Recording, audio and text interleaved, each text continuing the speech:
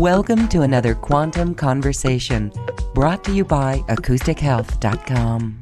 I'm Loren Gailey, and I invite you to sit back as we enter the quantum realm, that space of the greater part of you. It is your connection to infinite possibilities, infinite potential, and infinite mastery.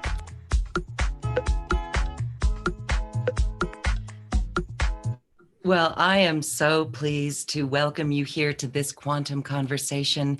We are with the legendary spiritual teacher and acclaimed major celebrity, angelic emissary, voice alchemist, and a master of voice. Stewart Pearce is here with us, and already we are being overlighted and overshadowed by Princess Diana, who Stewart has worked with. Stewart, welcome to Quantum Conversations. Thank you so much for being here. Hey, it's a pleasure. What an honor. It's wonderful to meet you, and I want to thank you publicly for this extraordinary contribution that you make to everybody's lives by organizing us into sharing with you these wonderful moments of broadcast about something scintillating within the spiritual world. So thank you, really, very, very pronouncedly. Thank you. And thank you too for being here. This is our community where we are all waking up and we are on a mission to New Earth. So the teachings that you bring forward, how beautiful. We're going to talk about how we can unlimit ourselves from old belief structures and really move forward in a passionate, empowered way on New Earth.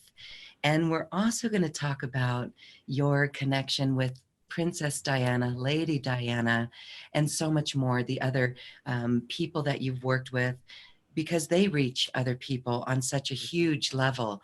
So we'll get there in a moment. Let's talk about you and your work with the angels, the voice of the angels. How did you make this connection? Can you share that story? It's quite a long one, so I'll keep it short. Okay. I was very aware of the multidimensional universe as a child. I mean, very, very aware.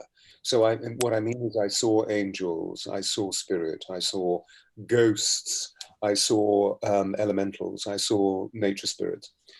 In other words, I saw the multidimensional universe, and I realized that it was all alive, absolutely alive, with pulsating molecular energy, that of course is radiating light manifestation with sound vibration supporting it. I had difficulty with it because I shared this information with those people who were my caretakers and my caregivers as a child. And they didn't see what I was seeing, so they thought that I was very, very peculiar. So I was branded all sorts of odd names, and effectively I switched off. I also had grave difficulty reading because I was synesthetic. I was seeing sound, and therefore the computation or the coordination of word structure just simply wasn't something that I could grasp. However, as I grew and became pubescent at the age of 11, my voice broke and everybody started saying, there's something about your voice, there's something about your voice, there's something about your voice. Now, bearing in mind that I've never received any approbation up to that point, I sort of went with it. You know, there's a light and I'm going to go with it. And so I started working on training my voice with a specialist that my mother had found. And as a result of that, I began to awaken once again. So I began to see the shimmering light of how sound communicated presence and meaning and significance and essence. Well, that all gambled forward into my early 20s when I became an actor and used my voice professionally. And of course, becoming an actor, you move into the very core of what it is to be one with truth, because the core of great acting is a truth of feeling statement, and all great acting is based on relationship. And so as I started to really move into the very core of what my own truth was about, and to discover that within my voice was a center, was a signature note that was my soul's song, the song of my soul, I began to awaken even further. But it was really at the end of the 70s, because I spent 10 years working as an actor, that when my mother fell ill with terminal cancer, and I nursed her for a year, and then she passed. And with her passing came a series of mystical rites of passage where I literally switched back on and began to see very clearly again aura, elemental, the angels. The angels always came to me as orbs of light or as great beams of light. I never saw human beings with wings, although I really love human beings with wings. I saw them as these extraordinary supernatural, preternatural forces. And all of that started me in developing my psyche through the mystical experiences that I had with her. And then to gamble forward, there I was being given opportunities working as a voice coach. So I made this big transition. There's a whole story there, which I won't bore you with, where I moved from being an actor into a voice coach. Huge doors opened, and there I was training voices like Margaret Thatcher and some of the early politicians in the early 80s. However, it was in 1987 when a friend of mine invited me to the harmonic convergence at Glastonbury, the heart chakra of the world, so that I could read, because apparently I was developing the talent of being able to read people very swiftly and provide them with psychic, supernatural, or divine information. And so there I was in Glastonbury for August 15, 16, 17, 1987, not knowing the import of what was about to happen, or really what the essence of that festival was all about. And during my lunch break, I went and sat on the Tor, the Glastonbury Tor. Tor means high hill, and to meditate, basically. And in the middle of my meditation, I heard these extraordinary sounds, these high harmonic overtones. And I opened my eyes in surprise, and in front of me were these huge orbs of light. There were 12 in these bright colors of blue, red, green, yellow, etc. And I heard in my head or in my consciousness a voice that said, "We are the angels of Atlantis, and we're going to give you a temple of sound healing that you will call the alchemy of voice." And so really for the last 32 years, I've been working with these 12 extraordinary orb emissaries, these orb wanderers, these great, great beams of light, these extraordinary angels, many of whom we know.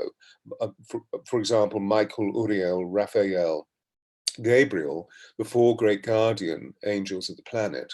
Guardian because they literally govern the four elements and they govern the four directions.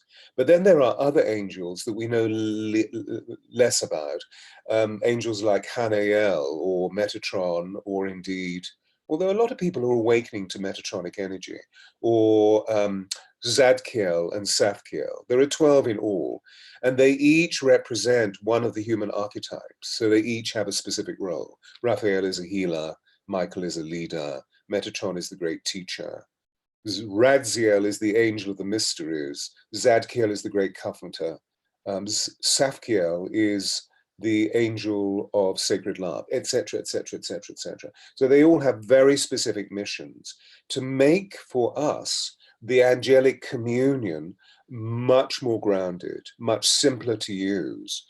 Because I'm sure you've experienced this, that when people come and they're talking about angels, they say, well, there are so many angels. Well, who do I choose? And so this makes it easier because suddenly we realize, well, I need Gabriel, the messenger, in my life because I feel that I need to develop my talents as a communicator, as an expresser, as a teacher, as an artist, as a writer, as a speaker, or I need to just simply improve my presentation skills because my communication processes are not as strong as possible. So if we call upon Gabriel, Gabriel automatically amplifies that intention and leads us towards the promised land. Quite a long story, but that's it. So really for the last 32 years, I've specialized in teaching angelic sound healing and developing a series of elixirs or nectars, which we're offering in these 3 packages that I'm sure you and I will be talking about at some point. Yes, it's quite extraordinary and exquisite. And you are really stepping into your purpose and your mission. And I just love that story.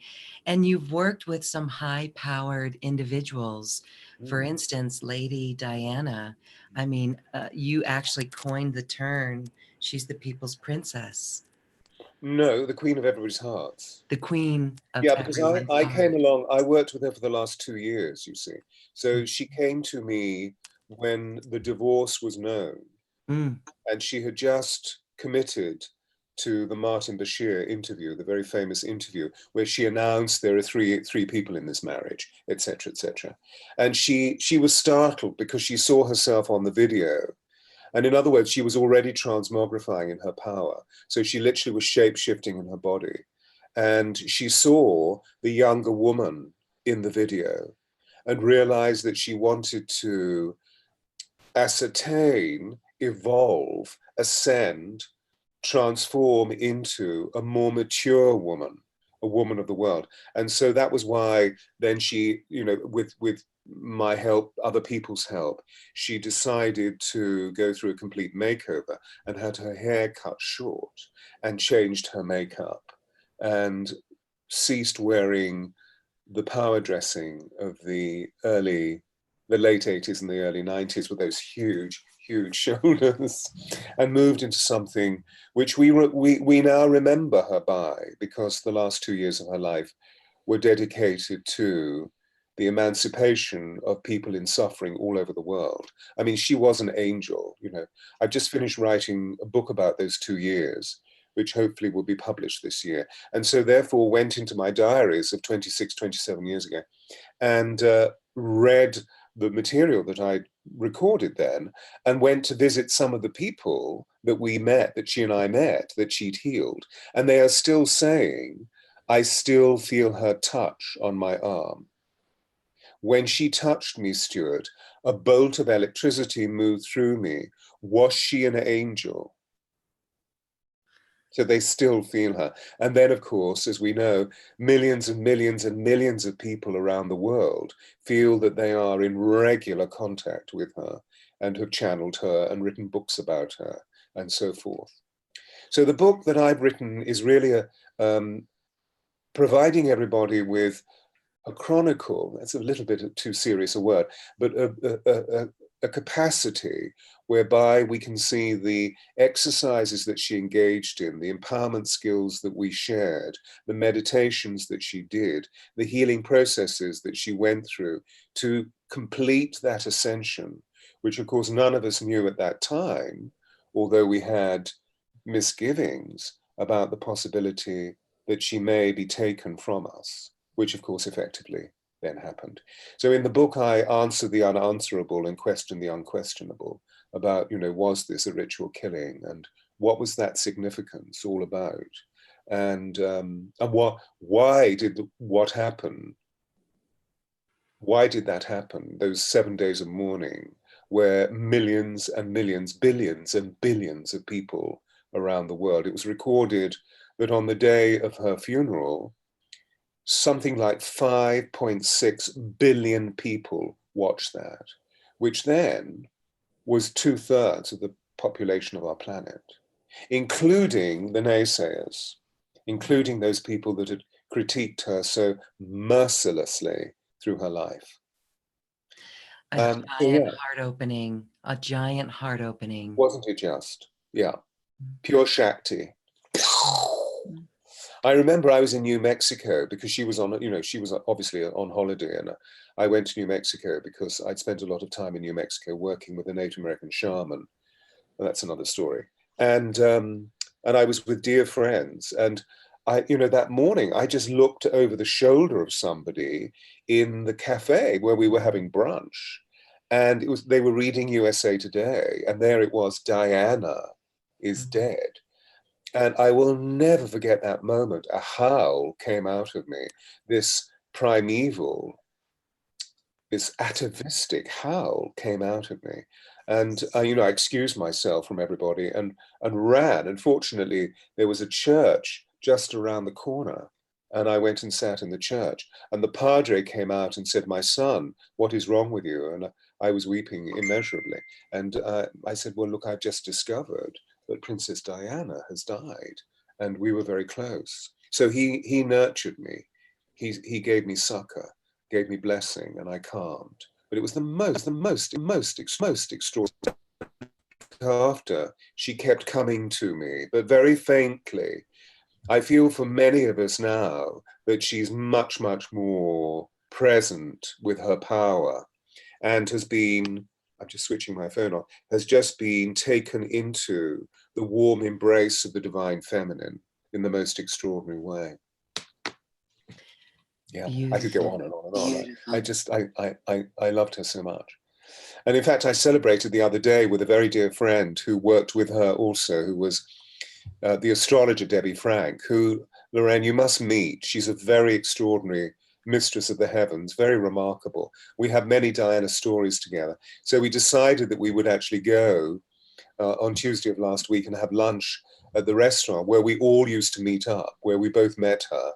And the restaurant is still there. We had the most extraordinary meal. And halfway through, the owner came through, not the person that introduced us, because alas, 2 years after Diana's death, Mara Burney also passed. They were soul sisters. So it was very interesting that she passed with her. But here was her daughter, Marina, who now is the owner of the restaurant. And Marina said, "Oh, Stewart, I haven't seen you for so long. I've just come back from Tuscany and I took the Angels of Atlantis Oracle and book with me. And here you are." So we had a wonderful hour or two of reminiscing about Diana. Oh, well, that is just beautiful. Thank you for that. Weird that I hear a little, I don't know why we have an echo. Well, you hear an echo? I do slightly, yes. Okay, we'll just adapt. We'll just it's the transmission, I'm afraid. And like we said, when I joined you on this call there, thank you, the echo has left. I really felt Lady Diana with us, overshadowing us before we started. And also technical difficulties with our equipment, kind of, it was the energy coming in and just making sure that all of our software programs were updated to that energy as well. And oh my goodness, right now, I just feel such great love. I feel like I'm going to start crying because it just feels so beautiful. So thank you for sharing that on Lady Diana. And my goodness, Margaret Thatcher, what is a way? So here we are. We would love to learn how to speak in this divine voice, especially in this world that we have right now, the outer world, which seems quite chaotic. If we really recommend that our community don't pay attention to the news reports too much, because they can really drag us down. Seems like a divide and conquer program is on high these days. So when we're talking about personal empowerment, how can you suggest we speak with a beautiful voice, a voice that allows us to speak our truth in a loving, compassionate way? It's actually quite simple, and we all have this within us. It's just that our fixation with doing has taken us away from the quality of sound that you're now referring to. So I sort of I ground where I can move with this description for you in the phrase, if words arise from the heart, they enter the heart. If words arise from the tongue alone, they don't pass beyond the ears.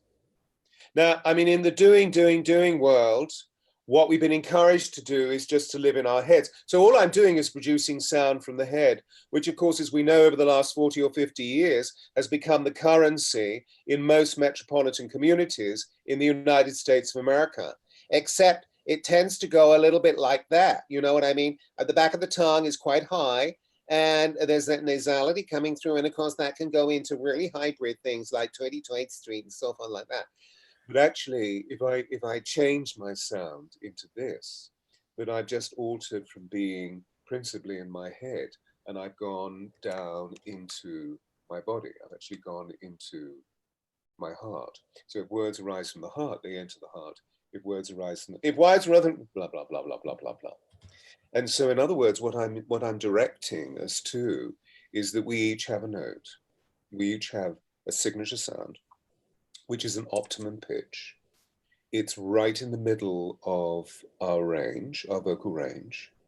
And if we see the vocal range as being within our spine, the most important thing we know in life is to find a middle, because when we find a middle, we find a point of harmony. And so if we imagine, where is the middle of my spine? Well, of course, what we're doing is we're going right into this area here. So there's that bit and there's that bit. So it's rather like the positioning of the Vitruvian man or the Vitruvian woman with arms like this, but suddenly we can feel this very centralized force. And so we become grounded. And so life becomes easier, more harmonic. And when this takes place, we find our power because we begin to feel our sovereignty. We begin to feel the I am presence. But the difficulty is that we're breathing very high and we're really, we're enraptured by doing. And most of the time we're working from very, very powerful stress levels because in doing, we produce so much noradrenaline and cortisol, the stress hormones, that what we do is we tend to tighten our bodies and we automatically then restrict the neck resonator, which becomes very tight. So in short, that's the way of doing it. Now, of course, we can't do any of this if we're not breathing. And so the first thing that we need to do in order to find where our note is to feel the breath very full and very open within the body. And the majority of us don't breathe. And of course we breathe, otherwise we would expire. But we're unaware of our breath, even though it's the very first independent action that we achieve as children, as babies, that we breathe in, and it's the last thing that we do. And then we move into the source. We move back into the source. And in between, we just forget about our breath. So what I'm doing in the world is encouraging, exciting, eliciting, provoking, evoking, and encouraging and seducing people into remembering their breath. Yes. Thank you. That's beautiful. So really being heart-centered is what I hear that you say. And when we are heart-centered, everything drops down and we can feel that. We can feel that right now. So would a tone be something that we would express as our natural tone? Yes, I mean, a tone is the quality of the overall perception of our sound, isn't it? We talk about somebody's voice tone. The tone of an individual's voice arises out of a pitch, which is a frequency. And when I talk about finding our note, I'm talking about that pitch or frequency. What's interesting is that the one note then resonates in the body. In other words, it is amplified within the chambers of the body. So the one note becomes a harmonic frequency of many notes, which makes up somebody's tone. So although I speak of it singularly, let's find the song of our soul, let's find our signature note. It's actually many notes in one. So the way that I describe it often is to think of this is rather like hanging a beautiful crystal in a window. The crystal is one crystal. The light that shines through the crystal is one light, but then it becomes many rays, essentially red, orange, yellow, green, blue, indigo, violet, into ultraviolet, back into infrared, red, orange, yellow, green, blue, indigo, violet. So out of the one light becomes many lights. Out of the one sound becomes many sounds. In other words, many aspects of our being, because we are extraordinary, complex beings. But at the same time, in the complexity, it seems today that we have lost ourselves, because so much of our lives are about doing, our outmoding, rather than coming back to self. And now, of course, we're hearing meditate, and most people have great difficulty meditating. But when we meditate, we come back into the being that we are. We feel our capacity. We feel profound stillness, which is where the divine lives. The divine doesn't live in all the action. Divine lives in complete stillness. And therefore we feel this inclusivity of touching into the oneness of the I am presence. And as a result of that, we can begin to express ourselves through the power of what that sovereignty is. I use the word sovereignty because it's an archetype, that, you know, we no longer are revering the sovereign on the outside of us. What we're doing is moving through a renaissance where we remove ourselves from the patriarchal that has evidently been a very useful model to live in for over 2,000 years. And now what we're beginning to do is to develop our own personal sovereignty so that we learn how to not give our power away and become codependent on another system or another human being or another way of transferring our intelligence in the world. But what we do is we come back to this sense of self. Now, this is very ancient information. It's just that we have unremembered it. And so what I'm doing is I'm bringing it back into our contemporary perspective. It's ancient information because if we go back into arguably the origins of the Western civilization, meaning the Greek and the Roman thought, in Rome, they spoke of this as persona, which we use extended into the word personality. Now, the word persona in Latin means per, through, sona, sound. Oh. Isn't that interesting? So we convey the totality of our being through sound. And so they worked on their voices to produce a sound that was completely harmonic through their persona. So it's the same thing that I'm talking about. And, you know, something very extraordinary happens that when we find our note, we find a much greater and easier connection with soul consciousness, because the heart is the seat of the soul. So we come back. You know, we've been taught to go here so much. And of course, for many, many years, esoteric belief was that this was the soul, that the pineal gland was the soul. Well, okay, we're all up here, talking up here and being highly cerebral, but then we begin to realize that's merely an orchestration of ideas, that the behavior can often be unscrupulous or treacherous or unkind or lacking passion. Whereas if we come back into our hearts, we can still keep the compass of our mental body working. But what we do then is to begin, once we come into the heart, we begin to produce really ecstatic choices about how love can be the energy and the instrument of our entire lives, and how when we see someone suffering, we don't want to punish them. What we want to do is to offer them compassion and empathy and kindness.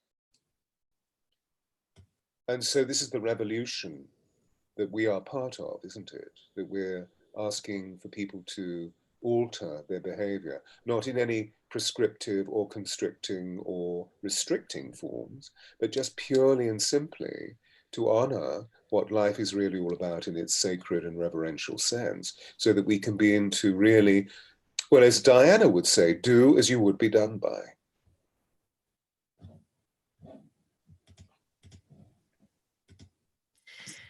Beautiful.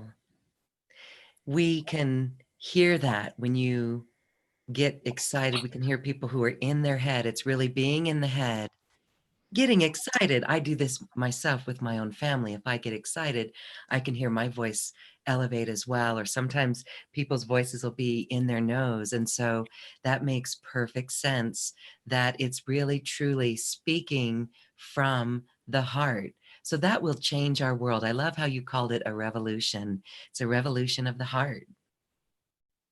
The difficulty is, I believe, you know, that we have a subtle problem because we're governed by machines. Mm. And machines make noises. And so I believe that we have changed radically in our sound making. And it's much easier to go here because we're sounding over the machine. I mean, walk to Starbucks or a cafe or bar, or restaurant, or a public place, and you can hear everybody shouting at one another. And the reason why is because the machines are on, the air conditioning, the noise of the traffic, the noise of the elevator, the noise of the walking, you know, the walking escalators, or the moving escalators rather, you know, etc., etc., etc., and the noise of the machines, very simply. And the area that I spent so much time in working as an actor and with actors, you know, ostensibly for 40 years in the entertainment industry, was the world of medievalism or post-medievalism, meaning the world of Shakespeare, where there were no machines. There was just the sound of the church bell and the sound of the cartwheel. There were no machines. And so a Lord Mayor of London in 1597 said, all speech is decorated silence. Mm. Well, where today do we go for silence? In the middle of the ocean, on the top of a mountain, on a beautiful island like Kauai or Maui? Mm-hmm. It's difficult. It's very difficult. And so our voices are competing against the machines. And so I've made a solemn vow in my life, wherever I go, socially or professionally, and there are heavy machines, I immediately try to negotiate whomever I'm with, whether it's a business meeting, a colleague, a client, or a dear friend, I try to negotiate them into a space that is much quieter. Mm. And then we don't shout at one another. We have heart-centered conversations. And of course, essence is revealed immediately. Yes, absolutely. Personally, I talk quieter in public. And some people can't even hear me because it's like, I just, yeah. All right. Well, that's very interesting. So I hope that our listeners are really tuning into that and feeling their voice. It's a calmness, it's a presence, it's an embodiment, really. So thank you for that. Okay, so here we are in 2019, and we really would love to be empowered. I feel the hot topic of the day is for those who really want to take action and step forward in a new way, yet removing any fears or any barriers. Can you bring us a message through, maybe Archangel Michael, on that? Mm. What I'm going to do is to choose a card from the Oracle. The Okay. Oracle, the first Oracle of the Angels of Atlantis. Oh, actually, one's just, It shows it for you. one fell out, one flew out. Very funny. And it's a great friend of Metatron, of Michael. It's actually Metatron. Wow. This beautiful diamond orb or quartz crystal orb. So this is Metatron, the great teacher, who stands on the right-hand side of the divine and has a key into the Akashic. And we see the Sphinx. And the card is wisdom, divine wisdom. And so in other words, what Metatron is saying in response to your question is, in 2019, what is the great gift from the Holy Ones? And the great gift of the Holy Ones is that we are on a turning point. We are literally on a spinning point, which is imminent. Astrologically speaking, many astrologers are talking about the first week of March, because a very unique configuration is taking place in the first week of March. And this, I believe, is a divine portal opening. It's measured astrologically or astronomically, but at the same time, we will all receive a powerful radiation from the galactic heart, and it will stimulate us into reckoning the history or the herstory of our soul. So this card is about the soul's wisdom, hence the Sphinx. How many thousands and thousands of years has the Sphinx lain in the desert on the plateau of Giza, a place that I go to twice a year on pilgrimage and have done for about 40, 50 years. Yeah, so wisdom coming through. And the greatest wisdom is cease your contract with the absurdities and the chaos of the world and come back to heart-centered, soul creative intelligence about how love is all there is, and that we're here from the source, which is an infinitely unfolding creative possibility full of love and joy. And we're here to fulfill our purpose, which is simply to optimize our energy full of love and joy. Whatever we do, That's what our purpose is. You know, the Western model of intellectualization has led us to believe that we have to do one thing and one thing well, as opposed to, no, we're creative beings, we're spirit beings having a human experience. So we're here to optimize our creativity full of love and joy. And so if we can live through this congress, automatically life becomes much simpler. And of course, as we all know in terms of our quantum conversation, that whatever we see on the outside of ourselves is a mirror image of what's going on within. So if we're seeing chaos on the outside, it's to do with the chaos within. So how do I change that? Well, I change this. I be the change I want to see. So instead of hating some of the Republican representatives in Congress at the moment, what we do is we love them. And we see that what they're providing us with is a great gift, because they're showing us exactly where our shadow lies. The whole scene is showing us exactly where our shadow lies, and none of it seems to be very adult-like. And that's why it's time for the way showers to step up, right? For you to assist all of us, and for all of us to help others, and do it with our voice, the divine voice. Yes. And, you know, my work with essentially with the arousal of the divine feminine means that I work with a lot of very extraordinary women who are becoming empowered at this time. And so therefore I'm talking about the work that I do with #MeToo, and with the series of seminars that I have that are called The Voice of Eve, where I'm allowing very successful businesswomen, women rather, to come into seminar where we express our truth, and they express their truth very specifically about the way that they are not listened to by the men. And so what we do is decide what are the best sensation tools that they can use with their beings, with their voices, with their expressive reality, to literally become magnetic as they ascend in their presence, to become enlightened leaders. So we discuss what is enlightened leadership.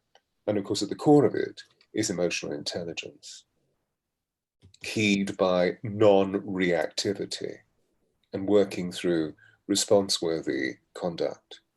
And so, yeah, I believe, you see, the next chapter of history will be written by the women and the girls, not by the men. And what we need to do, what we men need to do, is to surrender. We need to yield to your wisdom. And that's where Diana overshadows, because we saw that she was a template, that this was in many ways a very ordinary human being. She had an intuitive, empathic intelligence, not a book-learned academic intelligence. And so we began to see how she was vilified by her critics because they saw her as being stupid and overly emotional and maniacal. And what she did was to empower herself into believing that her empathy and her intuition were crowns of celestial beauty. And as she did this, she became clearer and more adroit at being able to communicate the complexity of what she was feeling through words rather than through tears.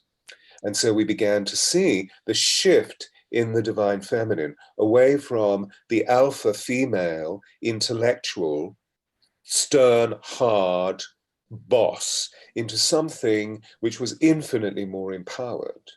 And, you know, I met some very, very powerful people last year, you know, interviewing them about Diana. And one of them, who will remain nameless, but is one of the potentates on our planet, said, Stewart, when Diana looked at us, our bones melted. And he was talking about the way that she spoke to presidents and prime ministers, CEOs, and the chieftains of the world. So they were stirred to such an extent by her magic, by her beauty, by her allure, by the emanation of the divine feminine that poured through her. They were so stirred. Now, this gives me great hope. Even with the brutes that we see, it gives me great hope that the brutish behavior will be quelled by the loving touch of the Divine Mother through you extraordinary women. Well, thank you for doing that with those powerful women. I know I'm not the only one who would like you to share a couple of those tools that you give the women to stand forth in an empowered way. Can you give us an example, one or two? Yes, the first two are not about doing, they're about being. Mm. And they're the two great craft skills that any great actor or presenter finds. One is to be grounded, which means very simply, what am I doing with my body? And most of the time, we're really not present with what we're doing with our bodies. So if we can come present with how is my body balanced? What is the weight of my body doing? We automatically come back into being grounded. And therefore we feel greater relaxation, we feel greater peace, we feel greater harmony. And then we begin to realize that actually all of the functionality of our energy arises from stillness, rather than through having to do, having to impress, having to be intelligent, having to fulfill whatever the demand is on the outside. What we do is we draw all of that energy into our own core. And through stillness, we are given the opportunity of dispatching our intelligence with infinite ease. This is what I call the magnetic voice. It's not reaching out, which is electrical and very male. It's drawing in. And therefore our voices take on a weight and a texture and a tonality, which is very warm and very rich and very mellifluous, which means honeyed speaking. You have, Lauren, a mellifluous voice. Your voice sounds like honey. And if it's not honey, it sounds like molten gold as you speak. As long as I stay calm and centered and grounded. Okay, beautiful. Well, that's real empowerment and sovereignty. So it's all through the voice and the tone. So that's fantastic. Let's talk a little bit about the karmic timelines that we have and how the angels can help us release those. Mm-hmm. Because the angels come to amplify whatever state emanates from our bodies. Now, what's interesting, because they are primed with one level of consciousness, which is to love for the sake of love. They do not, in my experience, intercept something that we are engaged in, unless, as we know, in very remarkable situations, we are in peril.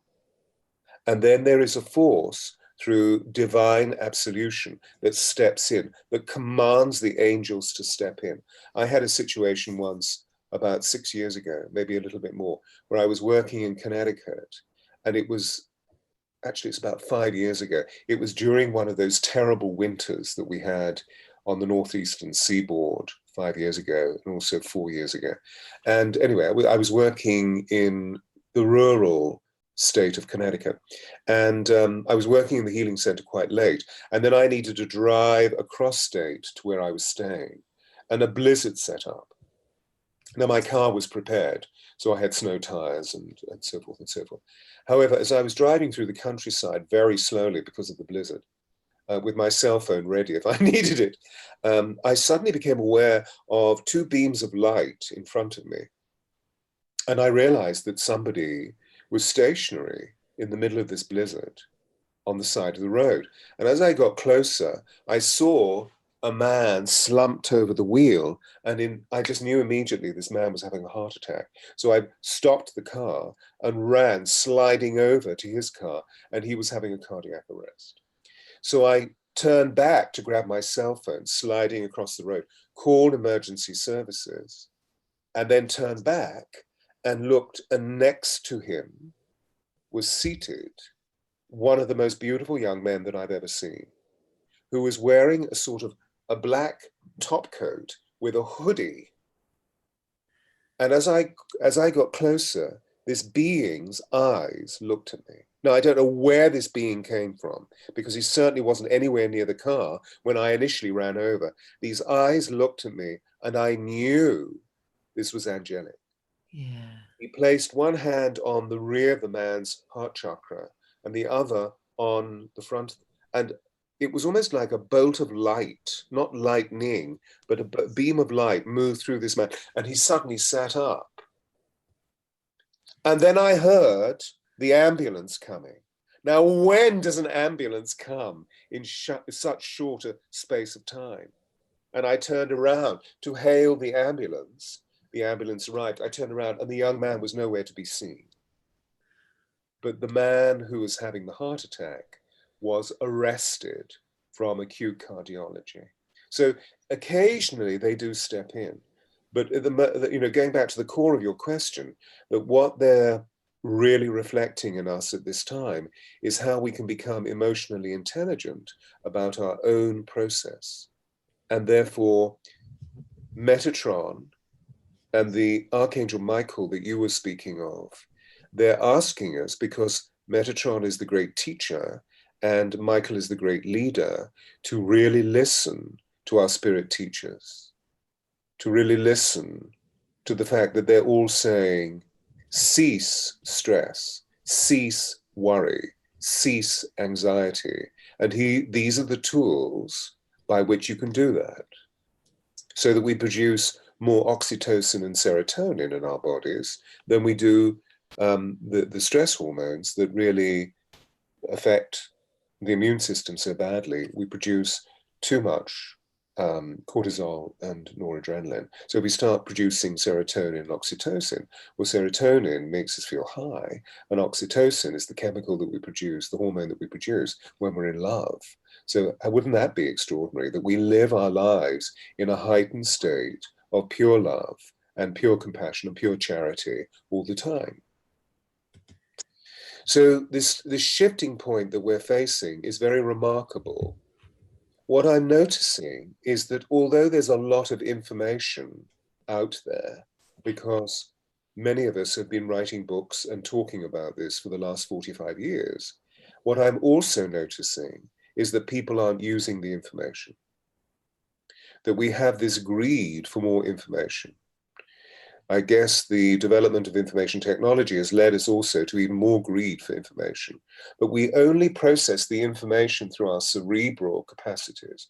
We don't allow the wonder, the inspiration, the essence function of feeling is the language of the soul to function. What we need to do, I believe, is to allow the information to simmer deep within us, so that we can begin to make essential choices about what it is to be truly embodied. So there are many things that the angels are communicating to us at this time. The most important thing is how we can develop our own sovereignty and then become co-creative. I've mentioned many things, but does that adequately answer your question, Marianne?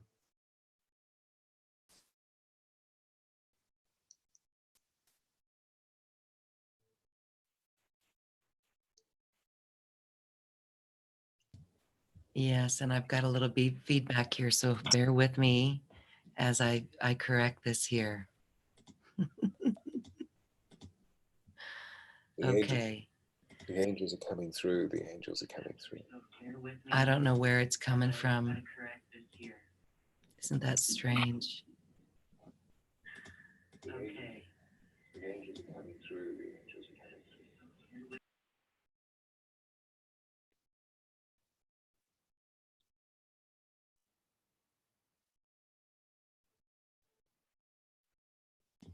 Okay, we're back. It's easier. Yeah, I'm sorry. It's in many ways it's my fault. I've been engaged in, I think this is the fourth major conversation in the last 3 months of this nature, and on each occasion there has been a tremendous amount of technical breakdown. In the conversation that I had with Darius, it stopped altogether. We could not record. Our, his computer and my computer completely crashed. Well, thank goodness we didn't crash on that. So I would love to take some comments from our audience. Mm. Because we're on live stream YouTube, it's not possible to unmute anyone at this moment, but we're going to work on that technology and hopefully it will blend. So if there's anyone who would like to, at acoustichealth.com, enter a message, that would be beautiful. I do want to just say as well that as the divine feminine comes in, we are still honoring with love and respect our male brothers and also the male aspects within ourselves. And as we do that, it is actually healing on all levels. It's like our whole world needs to respect all of these aspects of ourself and mature a little bit. Would you like to share anything about the male aspect as well? Oh no. I hear you, because of course, with all of the considerations that I've expressed, I talked mostly about the arousal of the divine feminine, because as a man, that's what I serve, that is my service. But Mhm. fundamentally, I'm reminded in your words of the unique balance that needs to take place. And that's why I speak of sovereignty, because the king and the queen become Yes, balanced. The throne is actually our bodies. Our creativity is the kingdom. that's beautiful. That is so beautiful. You know, there is a song out there, We're Never Gonna Be Royals. And I always change the word to We Are Gonna Be Royals. We are royals. So if we treat ourselves that way, that's the emotional intelligence that you're talking about. And I absolutely love it. I Yeah. feel really elated right now. I feel a lot of soft, beautiful energy and an incredible balance talking to you. And I hope everyone can feel that as well. So let me take some questions as well.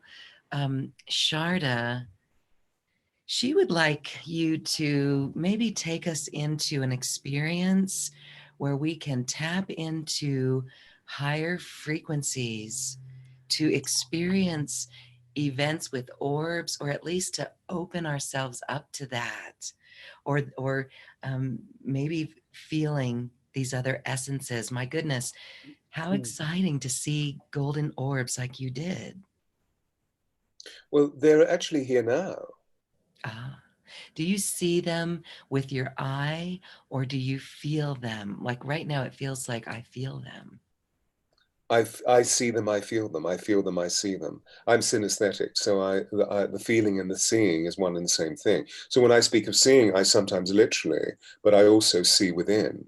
So it's this clairsentient biofeedback. They are here right now.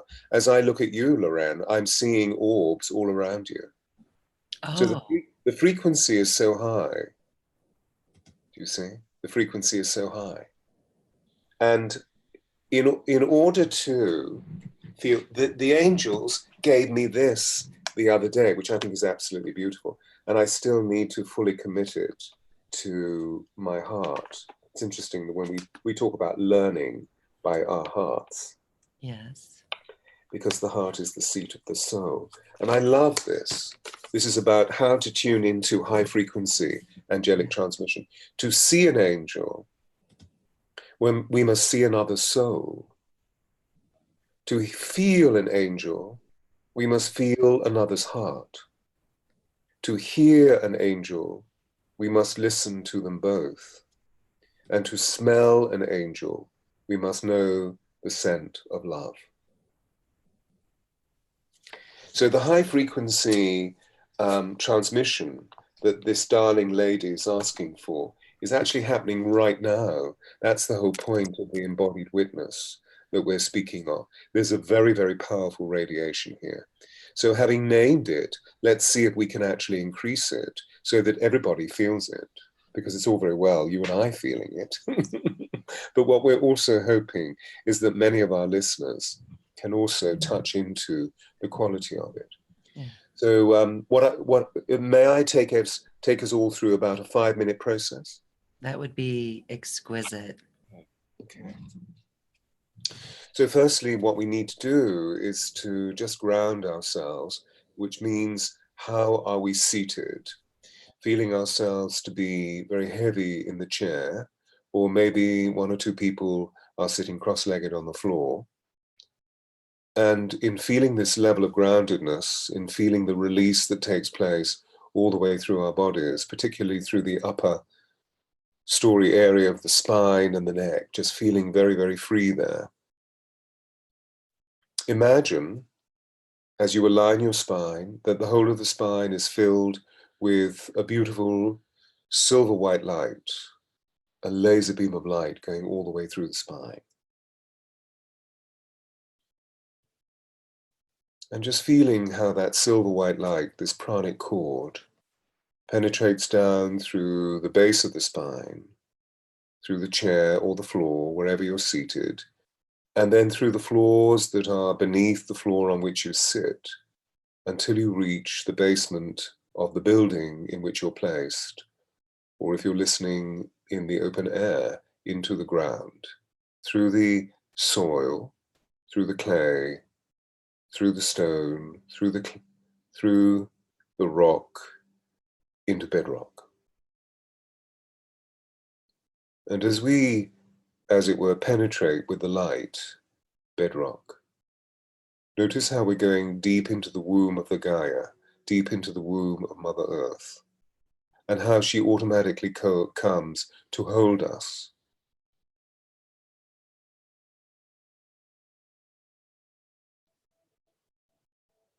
She holds us in her unconditional love, which of course we call gravity.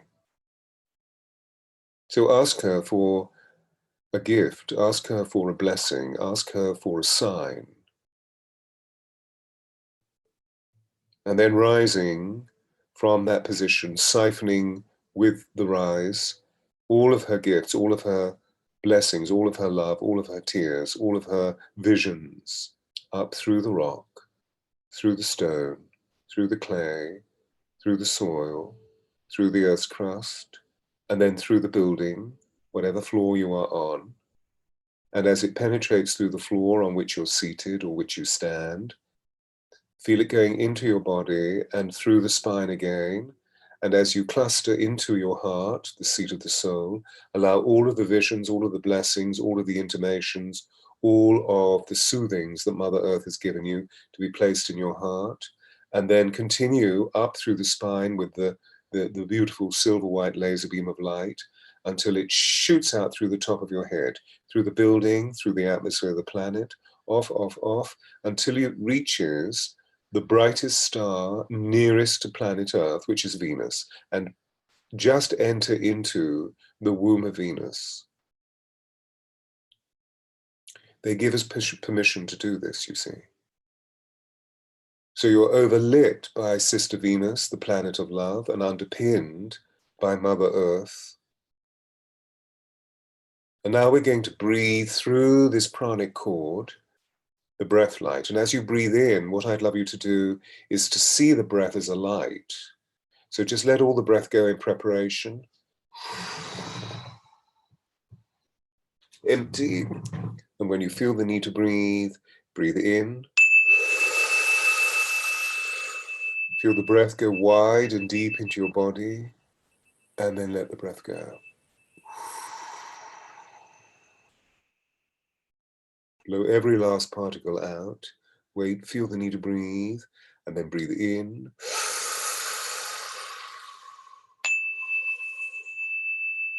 Pause. Feel the whole of your body interior filled with the light of the breath, and then let it go.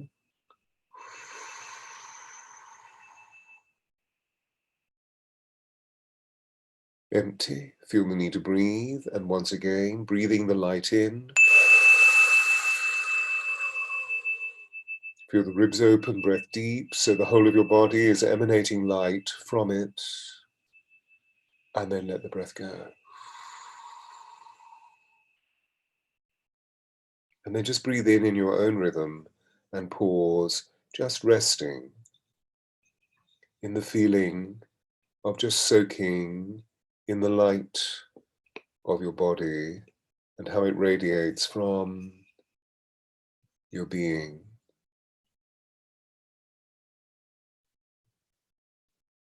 And feel the stillness.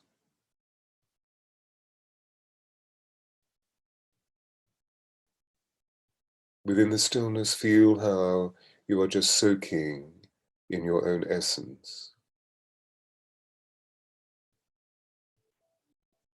Soaking in your soul, my soul, our soul, the great field of light that is the soul of the cosmos. And as you soak in this soul, notice that next to you, above you, behind you, below you, is a presence, a beam of light, an orb of light. This is your guardian angel, your genie, that has been with you since the beginning of your time in this incarnation, and will always be with you until you decide to go back into source.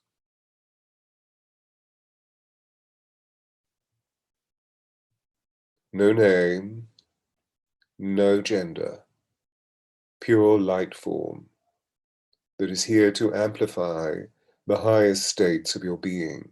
And so in this moment, as we feel your guardian, what gift do you wish to offer your guardian rather than the gift that you wish to receive? So as you choose that essence of your being, that love, that complete honoring and awe-inspiring beauty and reverence for your guardian, feel how a biofeedback takes place between your heart chakra and your guardian angel. And we'll amplify that by using a very gentle hum through the heart.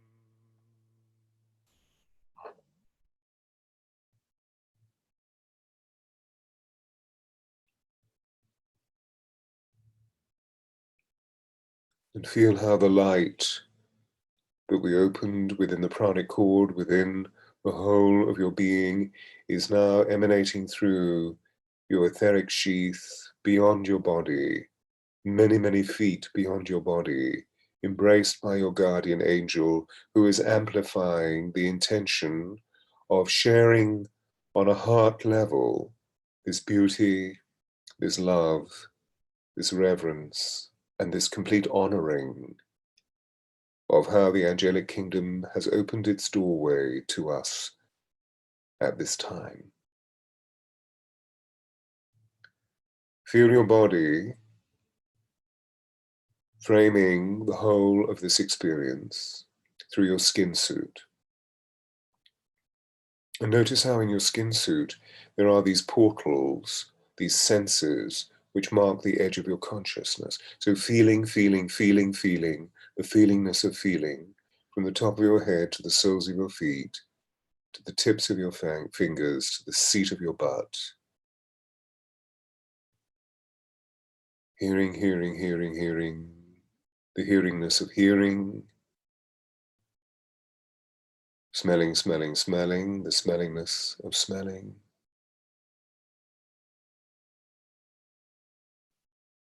And then very gently opening your eyes and feel how lanterns open, creating a connection on this level of experience.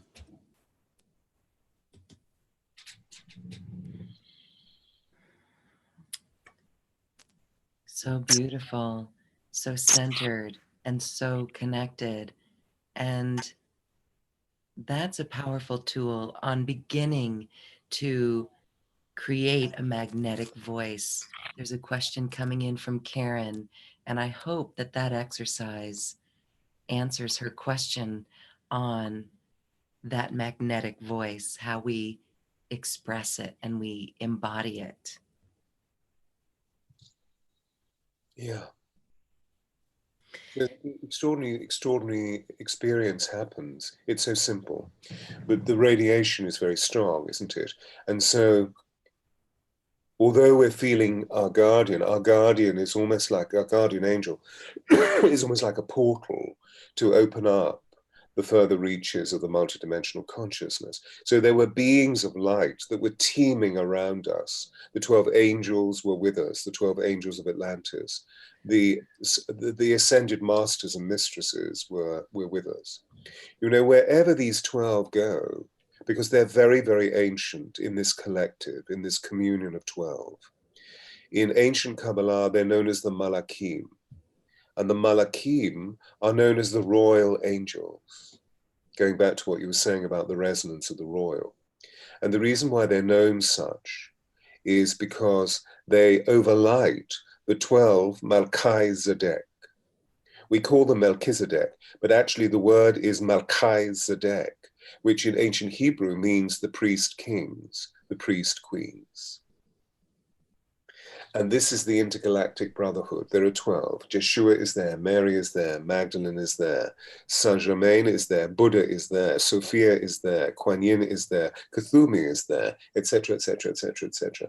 So each of these angels are part of that emanation. So when I speak of we are surrounded by the ascended masters and mistresses, these are the beings that I'm talking about. Beautiful. Can you share more on the 12 angels of Atlantis? We have talked a lot about Lemuria and Atlantis on this program, so that would be wonderful to hear you describe those 12 angels of Atlantis. And what would you like to know? Well, I believe that you said their names earlier, right? Archangel Raphael, and they're stationed at the they're stationed around our planet. So, Yeah. And at the um, same time, they're ubiquitous, you know, they're everywhere because uh-huh. they can bilocate and trilocate and quadrocate. They're everyone at once, you know, because Michael can be with you and can be with me and can be with millions of other people. They're quite extraordinary in their emanation. So what they teach me about Atlantis is that Atlantis was made up of 12 communions in its purest state. And each of the communions held approximately 144,000 human beings. Each communion was dedicated to a particular archetype or to a particular creative pathway. There were the teachers, there were the healers, there were the great guides, there were the mystery school keepers, there were the leaders, there were the healers, I said, there were the comforters. And again, they had a level of intelligence which was stimulated by a 12 helix DNA. So their 12 chakras were completely open. And so although I speak about singularity, they were living multiplicity. It's just an overriding vibration that we speak of. Each of the angels overlit. They encourage me to speak about overlighting rather than overshadowing, because shadow is a word that is often associated with the darker impulses of human nature. So they speak of overlighting each one. There was a period in the middle of the Atlantean civilization of approximately 1,000 years where the angels walked with men and produced a level of technology which was so extraordinary that they produced a biosphere around the planet, or rather around the continent of the civilization. Of course, at the end times of Atlantis, the polar axis shifted, and so the geography that we see at the moment was potentially not the geography that existed during the Atlantean and Lemurian times. I believe that they teach me that Atlantis and Lemuria existed at the same time with overlapping degrees. One was in the northern hemisphere, the other was in the southern hemisphere. Atlantis was vast. It was not a little island. It was vast. It probably covered the area that we now refer to as being the Gulf of Mexico, right the way over to the eastern seaboard of the Mediterranean. Oh gosh, I could go on and on and on. I mean, this is one of the reasons why I wanted to provide, as one of the aspects of the packages, the introduction to the Angels of Atlantis, because Yes. much of this information is there. However, you did ask about the singularity of each angel. And so there are 12. Gabriel begins as the great messenger. And of course, we see the resonance of Gabriel in Kabbalah and also in the Judeo-Christian tradition of both the Old Testament and the New Testament. Because Gabriel, for example, came to Mary and said, "You are going to have a child, and his name will be Jeshua, or Jesus." Gabriel also went to her cousin and said, "You are going to bring forth a child who will be known as the Baptist, John the Baptist." Gabriel also brought the Quran to Muhammad, may his name be praised. So there are many attributions to Gabriel. One of the beautiful folkloric stories of Gabriel is that Gabriel meets the newborn incarnation and always says, "Shh." Gabriel puts his or her finger on the lips of the child, which is why we have that indentation there. Isn't that sweet? And when Gabriel says, "Shh," what Gabriel is saying is the higher regions of your soul's intelligence must remain quiet. And so, as it were, a gentle amnesia comes across us, purely and simply, not out of any devilry or out of any treachery, but purely and simply because, so then we have to work fervently on earth plane to remember our divinity. Because earth plane is very dense, and we need to work fervently to lift the density, stay grounded, but lift the density into remembering our spiritual ancestry. And of course, that's what's happening right now. Gabriel is then followed by Hanael. Hanael is the great warrior angel who teaches us bravery and courage and steadfastness and determination. Whenever we're about to give up, Haniel always comes in and says, "Have another go." In other words, gives us hope.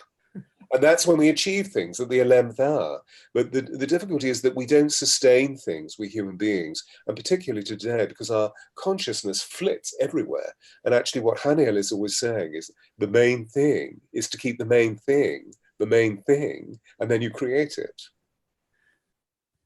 Jophiel then follows. Jophiel is this beautiful citrine yellow orb, and Jophiel is the angel of liberation. So Jophiel is with us hugely at this time, teaching us about unconditionality, teaching us about freedom, teaching us about liberating our consciousness, to not constantly be codependent and fix ourselves in an uncertain sense of self in our personal relationships, but to determine how we can literally liberate ourselves into the fulfillment of our own purpose. And then, of course, along comes Michael. And Michael is the cosmic leader. Michael is with us, of course, as we know, hugely, because Michael's sword is like a laser of truth that will penetrate any treachery or any occlusion. And of course, the great story is that Michael was sent by the divine to show Lucifer the door. And Lucifer became this figmentation that we have of Satan. And that begins another huge story about that. Lucifer actually means light, and was also is also an extraordinary angel. It's just that we've demonized Lucifer. And then we have Metatron, and Metatron is actually Metatron comes first, and Metatron's the supernal teacher. So Metatron has the key to the Akashic and teaches us about the contents of our soul. So if we ever want to tune into the Akashic, there's much information about the Akashic records today, isn't there? The best angel to talk to is Metatron. And Metatron will lead us to feel the infiltrations of our soul. And one of the ways that he's introducing, or she, he, it is introducing us, is by the knowledge of sound, because sound is at the core of creation, which is why they're offering us this unique angelic sound healing, that we can transmute anything through sound. And one of the key ingredients that they're giving us is that, of course, we each have a note, as I've uttered. And during that moment, as the child, when we take that first big breath and then that roar of life, in Kabbalah, it is said that that sound resonates throughout the universe forever. And so within those sounds, within the harmonies of our bodies, we have the ability to locate prior incarnation through sound. And therefore, the sound is the key into the Akashic. Interesting, huh? Very interesting. Very interesting. You know, it reminds me of when we are called to tone. Some people just have to make a tone at certain situations or for animals. And that's really what we're tapping into. So it's quite fascinating. Yeah, Mm-hmm. yeah. And of course, the original language was the language of pure tonality, and it was emanated from the heart. Yeah. Until the Tower of Babel, which is a marker in our history for the dissemination of the ego, because we then separated ourselves from source. So, you know, the sound is extraordinary. It really, sound brings people together. I mean, there's a project that I'm involved in with one of the world's leading musicians who is Jewish and is a great friend of Zion. And so we go to Israel, and because he's you know, a big guy, a famous man, young musicians are brought to work with him. They have to have a certain proficiency, and he gets them to play Brahms or Beethoven or Mozart or whatever. And young Israelis and Palestinians come into the room hating one another, and then they start playing music, and the hatred completely transcends. And then you have people, young ones, weeping in each other's arms. He then gives them to me, and I take them through an hour process of finding their note. So we move into celebration, and they become lifelong friends. Sound transforms. Sound transforms. Beautiful. Okay. Well, I want to give you a moment in our show here to talk about your special offer, which really has gives us an ability to work more with sound. You've actually created, I like to call them sound elixirs, right? And these are for people to further ground themselves, to step more into their sovereignty and to feel that magnetic voice. And also, part of your package is working one-on-one with you. That's quite a treat. So share with us what that's all about, please. Well, there are three packages that we've designed. I say we, you know, because I work alongside a wonderful team member who helps me orchestrate these wonderful summits. And so in package A, there are 12 recordings that identify and evoke the angels of Atlantis, the royal archangels of Atlantis.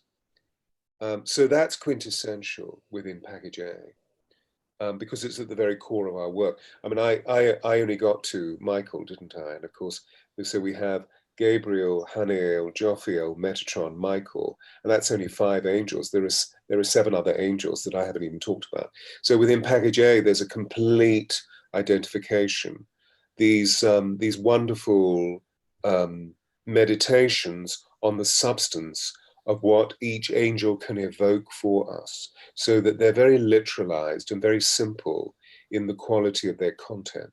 In each one, there is also a meditation, so that we can literally feel each of the angels coming into our lives and effecting immediate change. That's the key. There's a bonus which we go into, which is the the extract from the prologue from the Angels of Atlantis book that I wrote, which is here. Maybe some of our listeners have seen it. Yes. 12 mighty forces to transform your life forever. And then there's a bonus of a very special recording that the angels have given me where they channel through my voice. And the recording is called Incantation, and it has 3 parts. Me speaking the Gayatri mantra, which is the most sacred mantra in Sanskrit. Me speaking the Lord's Prayer in Aramaic. Me speaking 12 codes that the angels gave us that are in Hebrew. So we have Sanskrit, Aramaic, and Hebrew, that are 3 of the 5 trace languages, the 5 sacred vibrations. Because again, although the language is about speaking word, it's about the vibration of sound that's the key thing. So that's package A. So that's quite big. And then we go into package B, and package B is all of that and advanced angelic sound healing miracles. So there are 6 videos of 15 minutes each that literally take us through a journey of understanding the landscape that you so beautifully evoked through me, which is understanding, for example, how do I open my heart and really embody my soul more fully through sound? Number 1. Number 2, what is angelic sound healing? So there is an evocation of angelic sound healing within the video. Number 3, what is voice alchemy? When I find my note, how can I use my note to alchemicalize any of the negativity in my life? So that alchemy means we take the negative, we transform it into the positive. So denial becomes acceptance, pain becomes freedom, hatred becomes love, guilt becomes innocence, etc., etc., etc., etc. Shame becomes trusted, free feeling rather than I can't feel this because I'm in shame. And then how sound can be used to evoke the angelic persona. So it's about really living the fullness of our note. And it's a 15-minute examination into all the different situations in our lives where we lose our power, where we lose our note, where we lose our sovereignty, and how in those situations we can reinstate the resonance that is most fundamental to us. An exposition on the substance of the magnetic voice, when we can use the magnetic voice and how it can draw all people in. And then lastly, an exposition on the substance of emotional intelligence. And so it's a much broader perspective of the way that today we can, through finding angelic sound healing, through finding the magnetic persona, we can change the whole of our landscape and therefore evoke mitigating circumstances that changes the behavior of all the people that we meet, including the people on the bus or on the plane or on the train or hurtling down the highway as we drive to work in the morning. We mustn't forget that we're evoking the energy of the heart, and the heart has an energy field which is 5,000 times greater than the human brain. So the meditation we just did, that was a global meditation that was affecting people all around the globe. And then there's bonus 3, just to finalize package B, which again are the 12 healing elixirs that the angels have given us. And they're 12 meditations and prayers. They're very short and sweet, but they're absolutely resonant. And therefore they become rather like nectar that drop into our consciousness, physically, emotionally, mentally, and spiritually. Then package C. And package C is all of that and a 30-minute soul reading. Yeah. With again the bonus of the 12 angelic healing elixirs. And so we've sorted 3 very exquisite packages that of course originally are priced. I mean, package C, which is the premier package, is priced originally at nearly $2,000. But what we've been able to do is to work on a very, very special 93% discount. And so we've really brought the package down to only $197, which is quite remarkable, the way that we've been able to do it. Well, with that one-on-one session with you, that's very honorable, and we really appreciate that. You work with people one-on-one, and so tell us a little bit about what happens in that one-on-one session. Well, of course, we're all so vitally different, and so it depends entirely on the individual. Mm-hmm. The majority of the people that come express, I don't know what my purpose is. And so Yes. what we do is we look into what is your divine purpose to be here under the umbrella of we're here to optimize our creativity full of love and joy. And then, of course, what happens is we begin to discover that the dear one is not living an optimized level of love and joy. In other words, they're living an optimized level of suffering. And so we move into an identification of what the suffering is and how the suffering can be transmuted into pure freedom and liberation. Mm-hmm. What happens then is that the angels come in and work with the individual. And so I provide the psychic or intuitive supernatural healing that the angels bring in. Yeah. Exquisite. Lovely. Just that exercise you did with us today, and amplifying the light of our guardian through the heart with the hum was so palpable. Many were reporting chills and feeling that electric feeling, that love feeling. So that's wonderful. That special offer is available at acoustichealth.com. Of course, there's links here on this page. You can get that, or you go to acoustichealth.com, click on special offers in the marketplace, or you could connect to the Quantum Conversation today's show or in our replays to connect with Stewart Pearce's show page, and that will connect you to his special offer. I really want to thank you for that, because we can download these and they're like a healing spa, a healing library that we can carry in our phone and listen to at any moment. So when we ask how we can raise our vibration or how we can tap into those frequencies, it's right there in this digital package that you've provided. So again, I want to thank you for that, because you put a lot of work into it, and I've listened to those and they're very well produced. So thank you for that beautiful package. Hey, it's my pleasure. I'm here to be the emissary for these angels. So I'm not Yes. the only one, of course, but I'm here to. Beauty is an emanation of the divine, I feel, and so what I try to do through their witness is to sign everything with the autograph of excellence. Invoking, evoking the energy of our hearts, where that's the seat of the soul, as you reminded us so beautifully today. Okay, well, awesome. I've got two more questions here for you. Hmm. And when everything is sound and these exercises that you give us, I want to go off and look at something in my community that weighs heavy on my heart. And that's, and this could be controversial. So I'm not here to talk politics or controversy, but for one thing, fracking, natural gas, hydraulic fracturing is something that our community is challenged with at the moment. So here we want to be connected to Gaia, to Mother Earth, and to receive the messages of purpose. So when we're dealing with situations like this and we feel called to make a statement or come forward to show our brothers and sisters the emotional intelligence of the whole thing, what would you advise on the best way for us to step forward and make those comments? Yeah, um, we're getting ready for a lot of stepping forward. Uh-huh.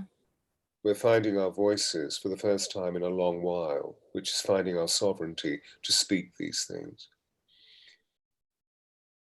As you speak, I chose the card Metatron, who is the supernal teacher. And the card is miracles. And there is the newborn babe, which is the greatest miracle. Now, the Course in Miracles teaches that miracles are a change of perception. So maybe what we need to do is to examine the entirety of what the experience and the stimuli of fracking or chemtrails or these excoriating mining procedures that are being brought about by your current president and his party or his group of officials. Maybe what we need to do is to see that being reactionary is actually not going to help the situation. All it's going to do is to intensify the anger, the frustration, the irritation, the distemper, and the ill-at-easeness that people are experiencing. Mm-hmm. So maybe what we need to do is to try and remain as calm as possible, but as emphatic as we possibly can, so that we really own our sovereignty. The king, the queen is always never reactionary, is always very, very still and full of grace, because the king or the queen has the divine right of thousands and thousands of souls behind them, moving forward. Maybe that's the change of perception that is necessary, so that when we speak with appropriation, we speak with affirmation and firmness, but at the same time we speak with grace.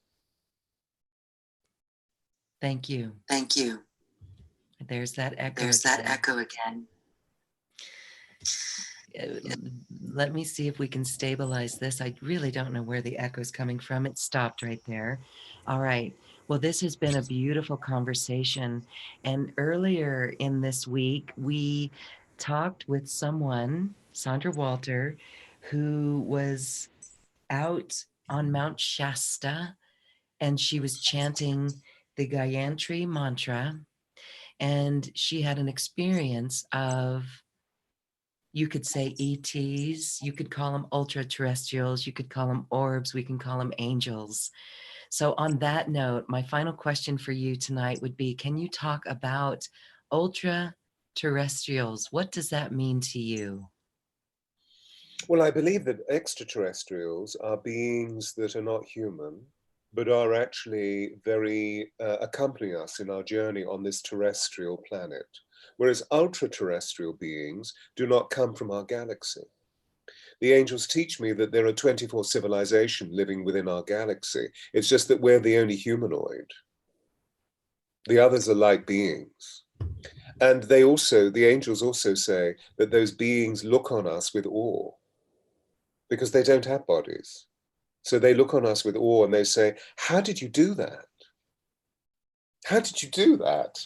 How did you do that? Because they don't have bodies. So we see our bodies as being encumbered by all sorts of tensions, restraints, diseases, disharmonies, whatever. But actually, we're being looked on in awe. Now, the ultra-terrestrials, I met a group of ultra-terrestrials about 20 years ago. They were the Hathors. And they use Venus to come in on. Venus is very magnetic. It's the nearest planet to our planet. And they beam in rather like a boomerang, but they come from another galaxy far away. And they came to teach me for about 3 weeks, 3 of them. They were very tall beings. 25 feet tall. And they were teaching me about emotional intelligence. So they gave me a lot of the work that I now impart. And the reason why I share it is because they gave me, their parting gesture was, we want you to understand, we once had bodies like you, and now we live in light. And our lowest feeling state is something you call ecstasy. Oh, isn't that exquisite when we know that that's what we are becoming? So we reach for that. We reach for that. I love it. Okay. Thank you so much for that. This has been ecstasy. Thank you for letting me speak. You have elated all of us. The vibration of your voice has lifted us. I know everyone is feeling it. We hope everyone is feeling it. Thank you, thank you, thank you, Stewart Pearce, for this quantum conversation in the unified field. We are feeling connected with our higher self, with our guides, and our angels, the angels. Thank you. Bless you. Thank you. Stewart, your special offer again is available at acoustichealth.com. We thank you for that. And we'll be in touch. I hope to have you back on Quantum Conversations, and perhaps we can collaborate on a mastery empowerment course in the future. That We'll would be talk about that amazing. Yeah, offline. I want to share with you Diana's heart path, what she wants us to know. Oh, yes. Mm. That would be awesome. Wow. We'll meet and talk about it. What I want to do is just get the book out first, and Yeah, then we'll meet and talk about it, because it's going to be huge, and it is. it is a legacy that is going to create long after we've gone. That will just simply be resonating, and it's all to do with this extraordinary nature of her resonance and what she has become without a body. Yes. Okay, so one last question, please. How did Diana find you? She met me through a very remarkable woman who owned a restaurant in Knightsbridge. Restaurateur. It was a very San Lorenzo restaurant, and she was a very great friend of Mara Burney. Mara Burney was the restaurateur, Okay. and I was asked if I would work with Diana, and initially I said no, because it was at the time when I loved the idea of Diana, but she was surrounded by a circus of mercilessness for the people that were criticizing her as well as the paps. And then I was asked again, and I was sort of hoodwinked into going to have lunch at this restaurant. And as I walked into the salon where within the restaurant, the private room within the restaurant, there was Diana. And she grabbed hold of my hand, my arm rather, and looked at me and said, "You will work with me, won't you?" These beautiful blue eyes. And in that moment, I fell in love. Yes. She was just so exquisite. And of course, viewers, when I say this, when I say I fell in love, I don't mean sexually. I fell in love with her heart. I fell in love with her beauty. I fell in love with her vulnerability. I fell in love with the childlike nature of this exquisitely beautiful woman. I mean, she was so beautifully dressed and so forth. Her makeup was just extraordinary. I fell in love with her essence. And I pledged myself to her. But what was interesting is that we decided that our relationship would be completely clandestine. And it's only until now that I speak about her. Well, congratulations on that book. You spent some time writing it, and she was with you as you were writing it. And it's to be published right soon. You said it's somewhere in the air over the United States, coming to you in the UK. So congratulations. I know that's going to be extremely successful when it comes out, as it shows this beautiful side of Diana and your work too. Mm-hmm. Lovely. Yes, and that she's become an angel of vast luminosity. I mean, she's a huge, huge cosmic guardian angel over this planet. Yes. Well, we feel her in this episode with us, and we thank Diana as well. Beautiful. Okay. Thanks so much. Blessings. Bye-bye. Bye-bye. Now it's time to dance our way to the cosmic heart.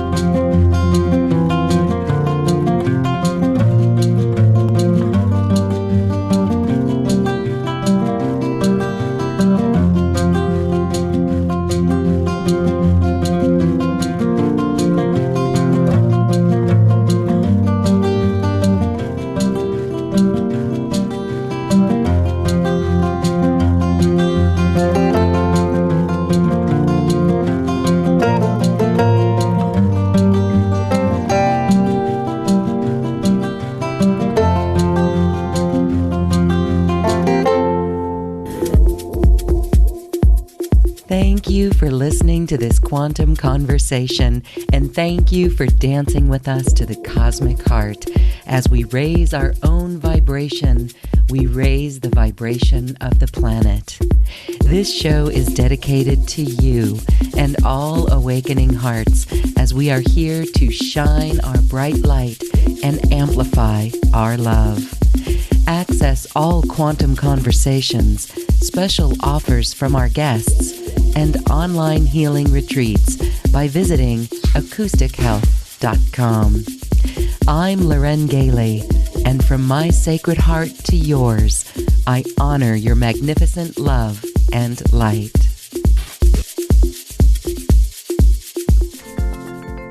We leave you now with music from the universe. Music literally created by the universe, as musical notes were assigned to mathematical equations. The result is this beautiful music, available at acoustichealth.com.